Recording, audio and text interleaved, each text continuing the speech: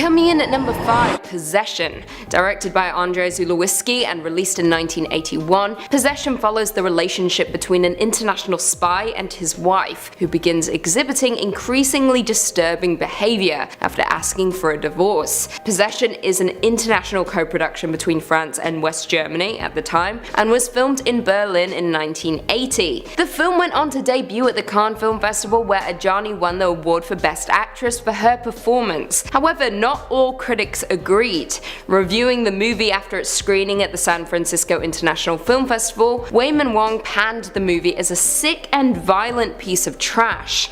Savage. After an initial limited theatre release in the United Kingdom, the film was banned as one of the notorious video nasties, although it was later released uncut on VHS and DVD in 2000, 20 years after the film's initial release. Absolutely insane. In the years following its release, Possession has acquired a cult following, with folks deeming it, I quote, one of the most enigmatic and uncompromising horror movies in the history of cinema. I don't agree, but to each their own. Coming in at 4, Snuff. Released in 1976 and directed by Michael Finley, Snuff is a splatter film that is most notorious for being marketed as if it were an actual snuff film. The plot itself revolves around actress Terry London and her producer Max Marsh, who visit an unnamed country in South America. A female biker cult led by a man named Satan stalks and eventually murders the pregnant London and her circle of friends. The movie is very Manson family-esque, before quickly switching gears and becoming a documentary of a young woman being killed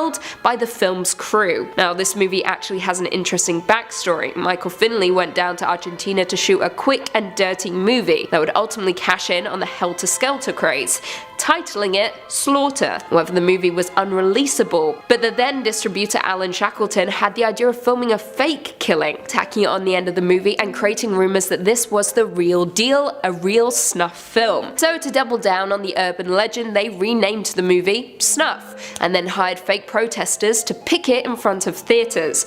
It eventually got to the point that the New York's district attorney considered prosecuting a theatre owner who was showing it. However, Variety were the first to expose the movie and its publicity stunts as hoaxes. This is the true story of 4 innocent young actresses who thought they were making just another movie, but didn't know they were making the ultimate movie. Coming in at number 3, Traces of Death. Released in 1993 and directed by Damon Fox, Traces of Death is a Z-Movie Mondo shockumentary that consists of various scenes of stock footage depicting death and real scenes of violence. Unlike the movie Faces of Death, which included fake deaths and reenactments, Traces is for the most part real and consists of public domain footage depicting death and injury. As you would expect, the movie was met with rejection all across the globe, and in 2005 the BBFC refused to give the first film an age certificate, effectively banning it. They deemed the movie to have no journalistic, educational or other justifying content for the images shown, while also suggesting that the film could potentially breach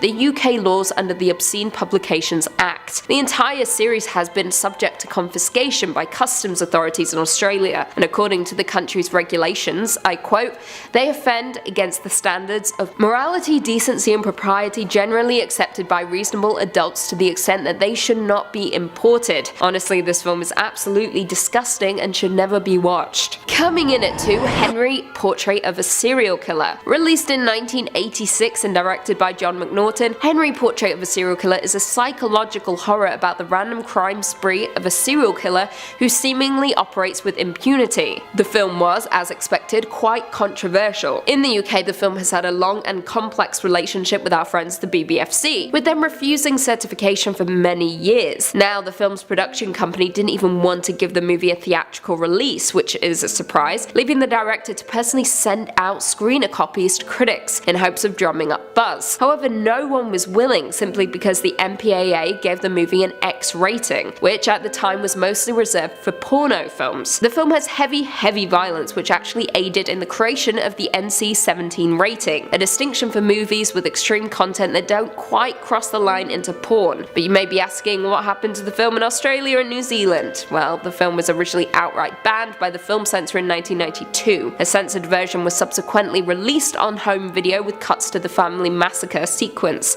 and was released on DVD in 2005. Look at the world. It's either you or them. You know what I mean. And finally coming in at number 1, The Last House on the Left. Released in 1972 and directed by the legendary Wes Craven, The Last House on the Left is an exploitation horror film that revolves around 2 teenage girls who were taken into the woods and tortured by a gang of murderous thugs. Now this movie was actually Craven's directorial debut and was loosely inspired by Ingmar Bergman's The Virgin Spring, and in turn received vicious censoring, resulting in it being banned in certain countries for decades. The film was explicit, particularly the torture scene, and therefore the United Kingdom refused a certificate for cinema release by the BBFC in 1974 due to the scenes of sadism and violence. The film was ultimately banned throughout the remainder of the 1980s and into the 1990s. However, after a series of major cuts, the movie is now available for viewing. That itself didn't happen until 2008. To top it off, no one even bothered to attempt to distribute it in Australia due to the monumental problems it would have caused. It actually wasn't even released down under until 2004. How crazy is that? The New York Times critics, Howard Thompson, even admitted to walking out after just 50 minutes of this sickening tripe. Fun fact for you all, when it was no longer banned, my parents bought it for me. Merry Christmas. Coming in at 5, Cannibal Holocaust. Released in 1980 and directed by Ruggero Deodato, this movie centers on a rescue mission into the Amazon rainforest, which results in a surprising discovery when a professor stumbles across lost film shot by a missing documentary crew, whose goal was to study the region's indigenous cannibalistic tribes. Now, Cannibal Holocaust was one of the very first found footage horror movies, which actually led to the director being arrested for suspicion of murder. Now, what makes this movie so disgusting is the fact that actual animals were killed on screen, making the fake deaths of the humans more believable. In order to sell the illusion, the actors' contracts prevented them from appearing in any other TV shows or movies for a year after its release, in order to sell the fact they were supposed to be dead. Now, this eventually came back to haunt the director, who was arrested by Italian authorities shortly after the movie's premiere in Milan on charges of obscenity and suspicion of making a snuff film. The director was forced to demonstrate the movie's special effects, as well as confirm that the actors were in fact still alive. The real animal killings, however, still led to the film being banned by the authorities, a judgment that was echoed by Australia, Norway, Finland, and New Zealand. Coming in at number 4, The Evil Dead. Directed by Sam Raimi and released in 1981, The Evil Dead tells the story of 5 friends who travel to a remote cabin in the woods, where they play a tape with incantations. This in turn releases the demons, which possess them in succession until one is left fighting for survival. Like all of the movies on our list, the release was met with controversy due to Raimi making the movie as gruesome as possible, with neither interest in nor fear of censorship, which led to the movie receiving an X rating and being named a video nasty. Films with this label were typically violent and disturbing, and the rating was often held by pornographic and other X-rated films. Of course, The Evil Dead is not pornographic, however it is considered to be one of the most violent movies of its time, with it even being dubbed #1 nasty. The movie was banned in Germany, Iceland, Finland, Ukraine, Singapore, and other countries upon its release, and it was also one of the very first films deemed a video nasty. The Evil Dead is one of the most notorious splatter films of its day, along with some previous mentions including Cannibal Holocaust and I Spit on Your Grave. The film was and is still banned, either theatrically or on video in a lot of countries, which is insane. Not a lot of people know that. Coming in at 3, A Clockwork Orange. Directed by the legendary Stanley Kubrick, one of my all-time favorites, and released in 1971, A Clockwork Orange follows Alex, a psychopathic delinquent who is imprisoned for murder and rape. In order to reduce his sentence though, he volunteers for an experimental therapy conducted by the government, but it goes askew. Now, the film as a whole employs disturbing, violent images to comment on psychiatry, juvenile delinquency, youth gangs, and other social, political, and economic subjects in a dystopian Britain. Now, although the movie received critical acclaim and was nominated for several awards, including an Academy Award, the movie was met with backlash and controversy. In the United States, the movie was given an X rating, resulting in the movie undergoing 30 seconds of sexually explicit cuts to obtain an R rating and have a re-release the following year. Because of the explicit sex and violence, the National Catholic Office for Motion Pictures rated it C, meaning condemned, a rating which forbade Roman Catholic Catholics seeing the film. Now, although the movie was passed uncut for UK cinema in December 1971, British authorities considered the sexual violence in the movie to be too extreme, and during the trial of a 14-year-old male accused of manslaughter of a classmate, the prosecutor referred to A Clockwork Orange, suggesting that the film had a macabre relevance to the case. The press also blamed the film for a rape in which the attackers sang Singing in the Rain, something that occurs in the movie. The film was ultimately withdrawn from British release in 1973. It was only after Kubrick died in 1999 that the film was theatrically re-released and made available for sale. Fun fact, it was actually filmed at my university. The more you know. Coming in at number 2, The Texas Chainsaw Massacre. Directed by Tobe Hooper and released in 1974, this iconic horror movie would be banned all over the world almost immediately upon its release. The movie follows Sally, Franklin, and their 3 friends who run out of gas while driving to their grandfather's house, and one by one they are tormented and killed by a chainsaw-wielding killer and his psychopathic family. Now, controversy began almost instantly, with the film being marketed as being based on true events in order to attract a wider audience and to act as a subtle commentary on the era's political climate. It was reported that Hooper hoped that the MPAA would give the complete uncut release print a PG rating due to its minimal amount of visible gore. Instead, it was rated X, which was originally only assigned to pornos. However, after several cuts, it received an R rating. After its initial release in Britain, the movie was banned on the advice of BBFC Secretary Stephen Murphy. While the ban was enforced, the word chainsaw itself was also barred from movie titles, forcing imitators to rename their films. In San Francisco, cinema-goers walked out of theaters in disgust, and in February 1976, 2 theaters in Ottawa, Canada were advised by local police to withdraw the film lest they face morality charges. By the end of its cinema run, the movie was effectively banned in the UK, Brazil, Australia, West Germany, Chile,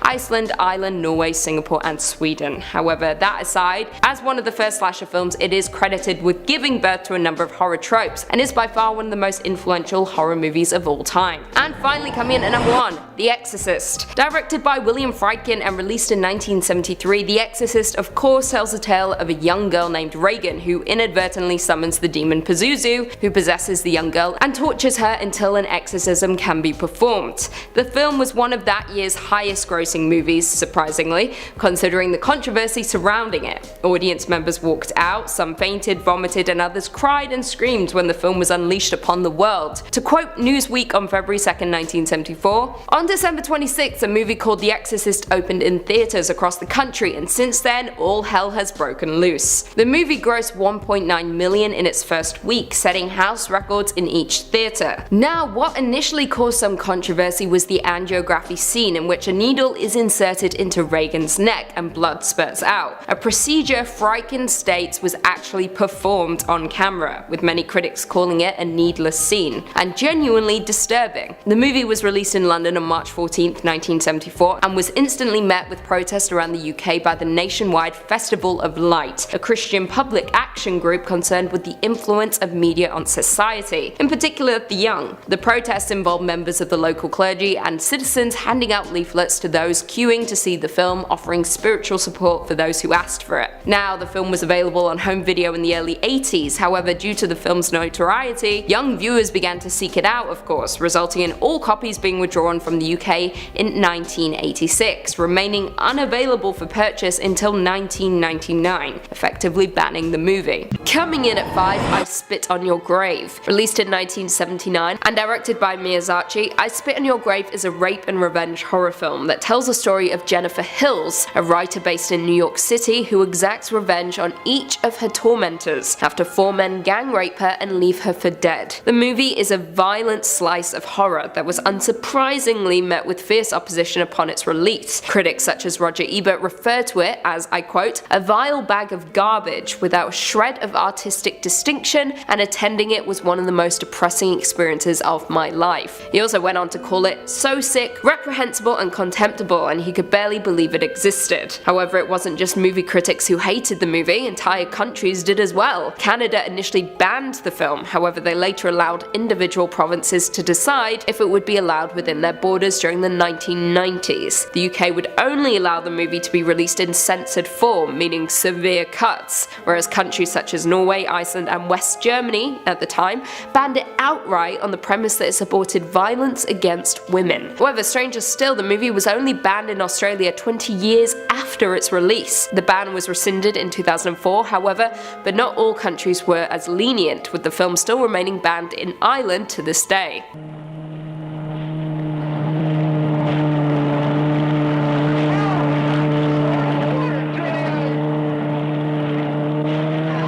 Coming in at number 4, Salò, or 120 Days of Sodom. This movie, released back in 1975, centers on a group of fascists who round up 9 adolescent boys and girls and subject them to 120 days of physical, mental and sexual torture. The movie as a whole is a metaphor for fascism and abuse by the state. The movie is perhaps one of the most disturbing and horrifically explicit movies of all time. It's the type of movie you watch on accident and never return to again. You may even talk to a therapist about it, like me. For decades after its release, it was banned in the United Kingdom and New Zealand, and was mostly banned in Australia up until 2010. Now, although it was never explicitly banned in the United States, it was involved in the arrest of the owners of a Cincinnati-based bookstore in 1994, after police bought the movie as part of a questionable sting operation. The case, however, was dismissed before a court could determine if the film violated obscenity laws. As of right now, the movie is available in a high-definition transfer from the Criterion Collection, but I implore you not to watch it. Honestly, it shook me to my core. Coming in at number 3, The Human Centipede 2 Full Sequence. The Human Centipede 2 is notorious for being one of the most disgusting films of all time, not to mention having one of the most foul-smelling concepts, as well as a decreasing level of artistry throughout the installment. However, number 2 takes the cake for being one of the most abhorrent and nihilistic movies I have ever watched in my entire life. It is beyond gross out, it is mentally and emotionally scarring. The film centers on a depraved man who goes on a killing spree in order to recreate the experiment portrayed in The Human Centipede. The movie itself was so extreme that the film was initially refused classification by the BBFC, saying, I quote, "No amount of cuts would make the movie acceptable enough to be exhibited or sold." They also raised the possibility that the film could be in violation of the nation's Obscene Publications Act, which the director Tom Six responded to, I quote, "Apparently I made a horrific horror film, but shouldn't a good horror film be horrific? My dear people, it is a f***ing movie." The movie was eventually approved for release after undergoing 2.5 minutes of cuts. The movie as it stands is banned in New Zealand, however the third movie wasn't banned anywhere at all, surprisingly, and I think that's just because it was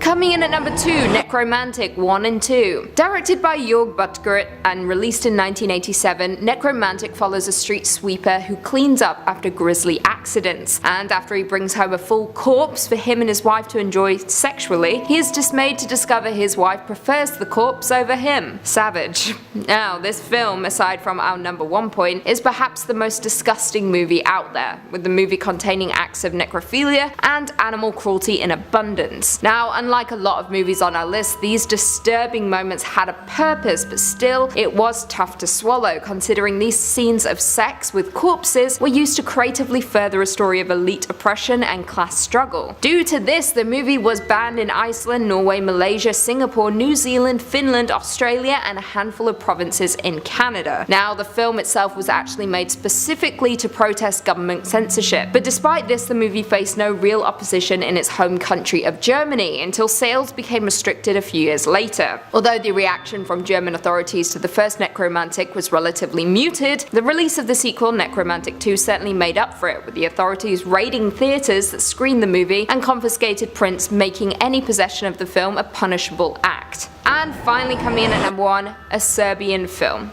Released in 2010, A Serbian Film follows an aging porn star who's struggling to provide for his family. So he agrees to make one last film. Unbeknownst to him, it contains themes of pedophilia, necrophilia, and may end with his death. A Serbian Film has over time gained a reputation worldwide for being one of the most extreme and disturbing horror movies ever made, and I can confirm it is horrific. Some of the most horrific moments include the assault of a newborn baby, sex with corpses, and the assault insult of the protagonist's own child, and that is me putting it tamely. This film is absolutely revolting and should be witnessed by no one. Saying that, it is not surprising in the slightest that it has been banned in Germany, Norway, Brazil, Australia, New Zealand, Malaysia, Spain, and Singapore, with the countries that allowed for the movie's release requiring the movie to undergo censorship cuts, and a lot of them. Following a Serbian Film's ban in Spain, the director of a film festival faced criminal charges for daring to show the movie, with the accusation being that the screening constituted exhibition of child pornography. The case was such an overreach in general that the film's director claimed, I quote, "Those prosecutors have no clue what child pornography actually means," and added that the sequences weren't made to be arousing in any way, but to depict the pure horror and brutality of innocence being ruthlessly defiled. Fair point, but still the film is too extreme for most people, including me.